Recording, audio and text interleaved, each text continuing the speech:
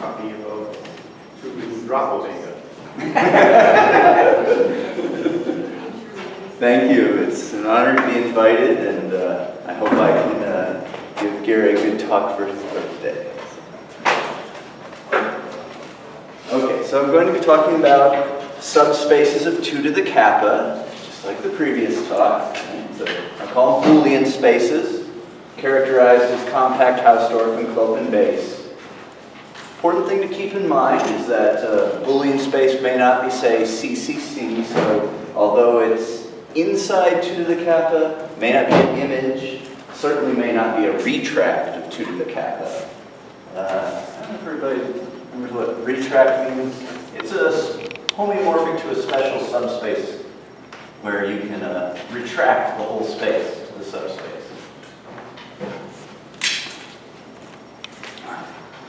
So, my point here is that a Boolean space is an inverse limit of finite discrete spaces. That's actually another characterization of Boolean spaces.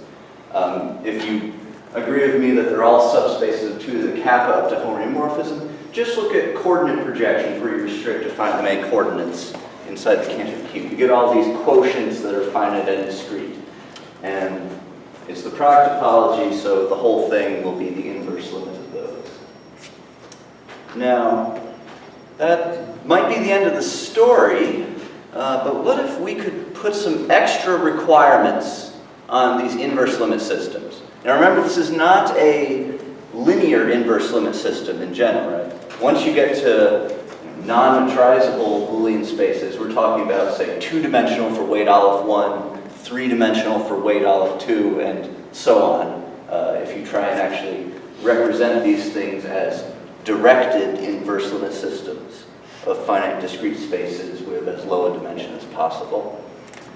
And one thing that has been done is put a requirement on the commutative squares inside this diagram. So imagine a whole bunch of finite spaces, discrete, surjections to each other. You look in there, you find a space, and then you have, say, 2 surjections to lower spaces, and then they have surjections to a common space.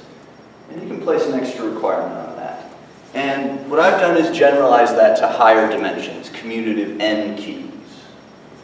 And with that, I actually get a characterization of which of the subspaces of the powers of 2 are retracts. This is a very well-studied class. The retracts of powers of 2 are also called de Gunge spaces. They're also called absolute extensors of dimension 0.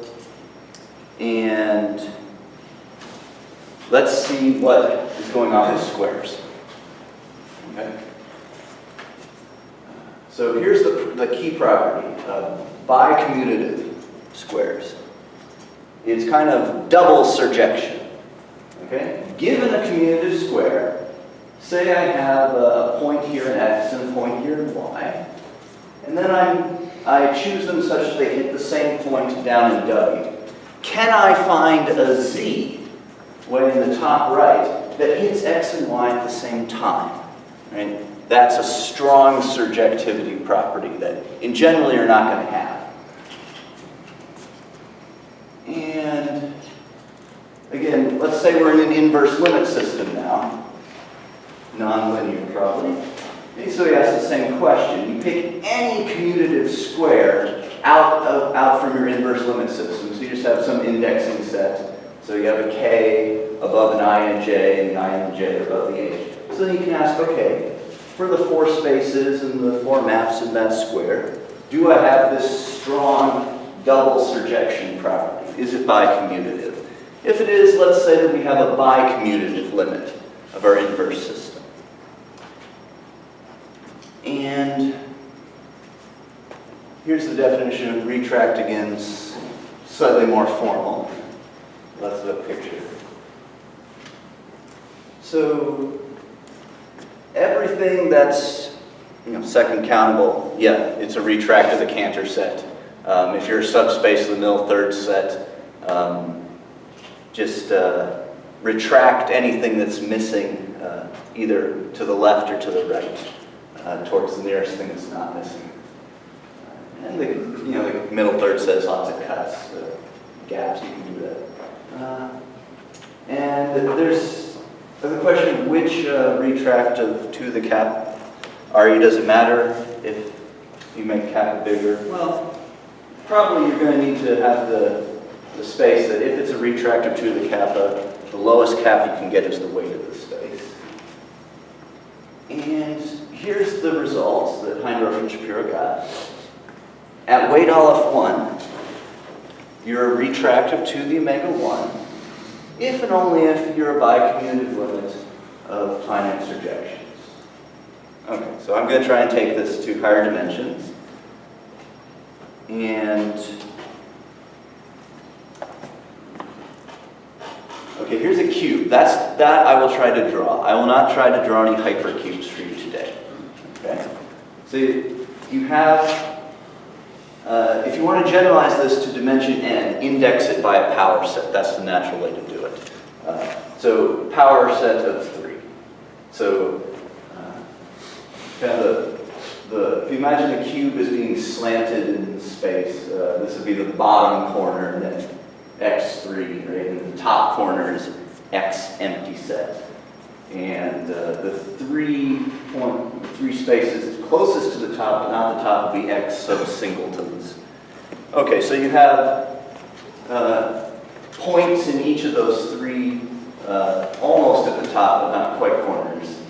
And if you follow their arrows to lower spaces and follow the maps, everything matches, right? All of the 1, 2, 3 faces that are filled in are commutative squares. And so the question is, okay, can you complete the cube?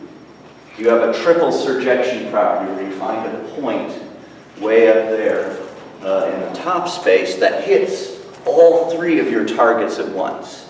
So let's call that tri-commuting. Right? So we have a tri-commutative cube.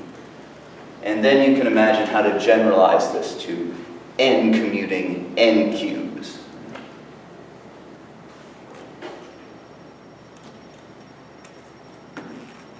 And if you were inside an inverse limit, well, you can imagine, okay, if I've got order theoretically a copy of an n cube, so just an order preserving map of the power set of n to my indexing set, my nonlinear inverse limit.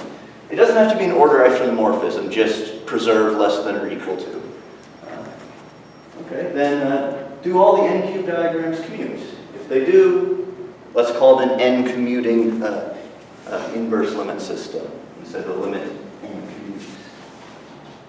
Okay, and what if n commutes for all n at the same time? Okay, say at less than omega commutes.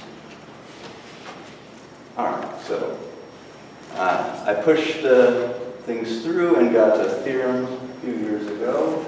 It's slowly working its way through the publication process. This has at least gotten to archive by 2016, although I did discover it before 2016, but it's finally out there.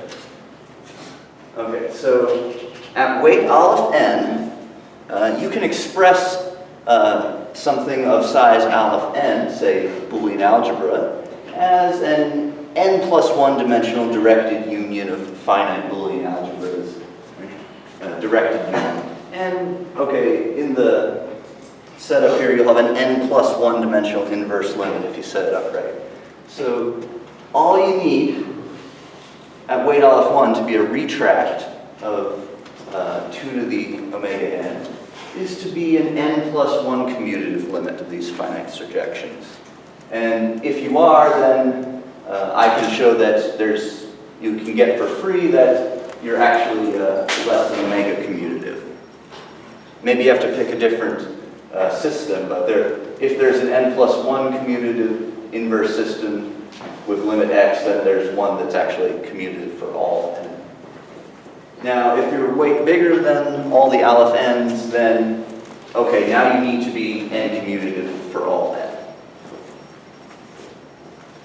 And you could ask some questions about, what about the order properties of these indexing set. I've just made it a directed post set here.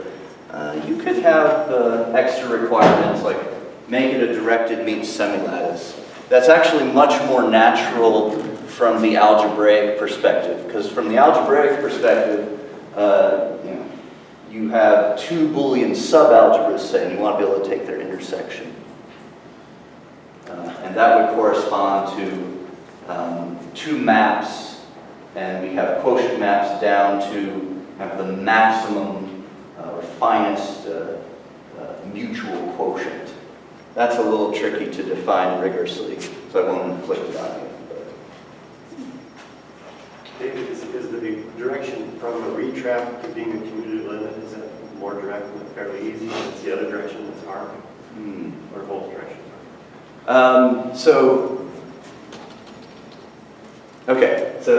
To go from retract to commutative limit, Heindorf and Shapiro's argument is simple transfinite recursion and some Boolean algebra. I added significantly more Boolean algebra, but then the set theory was not hard at all.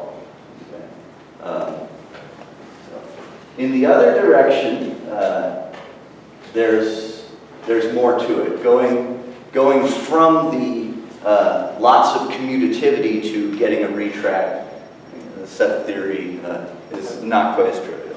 Yeah. I'll come back to that second part. Okay, now here's the nice thing. This is where 2 to the 2 comes in. It is known that the Viatorus hyperspace of all non-empty closed subsets, so don't worry about the details of the topology on that. The point is, it's a Boolean space of the same weight, but it is not dyadic, not a continuous image of 2 to the omega 2, if you take the hyperspace of 2 to the omega 2. Things are fine at weight aleph 1 or less. The hyperspace of 2 to the omega 1 is actually homomorphic to 2 to the omega 1. Shepin showed that, but starting at omega 2, things go wrong. Therefore, since I've got things at weight aleph 2 characterized in terms of these tricommutative cubes, something has to go wrong if you try to cook up a tricommutative cube of finite surjections, right? Quotient maps between finite and discrete spaces. So there has to be a purely finite obstruction to the Viatorus hyperspace of 2 to the omega 2 being a retract of 2 to the omega 2. Right? It's not a retract because it's not even a continuous image. You can do the same thing not just with the Viatorus hyperspace. You can also look at, say, the symmetric square, the symmetric nth power. Very similar results. Shepin looked at a lot of these functors and showed how they're all not retracts of 2 to the kappa. And interestingly, nothing goes wrong with bicommutative squares. And it's easy to prove it topologically. Heindorf and Shapiro did more work than they needed to algebraically. That this functor doesn't mess up the squares, it messes up the cubes.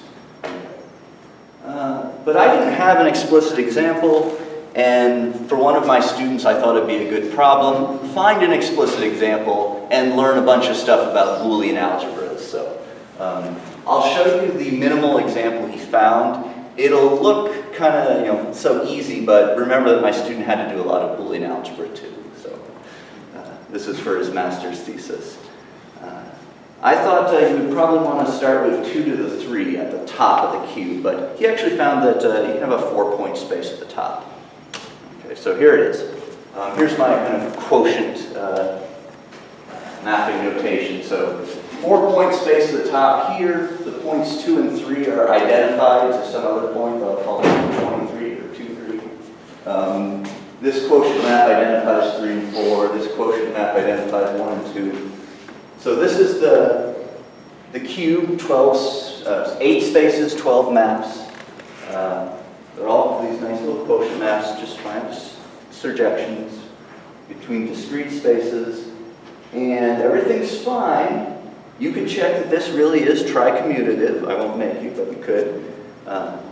But then we apply the exponential function, the Viator's hyperspace function. We look at non-empty subsets of these things. They're all closed subsets because it's discrete.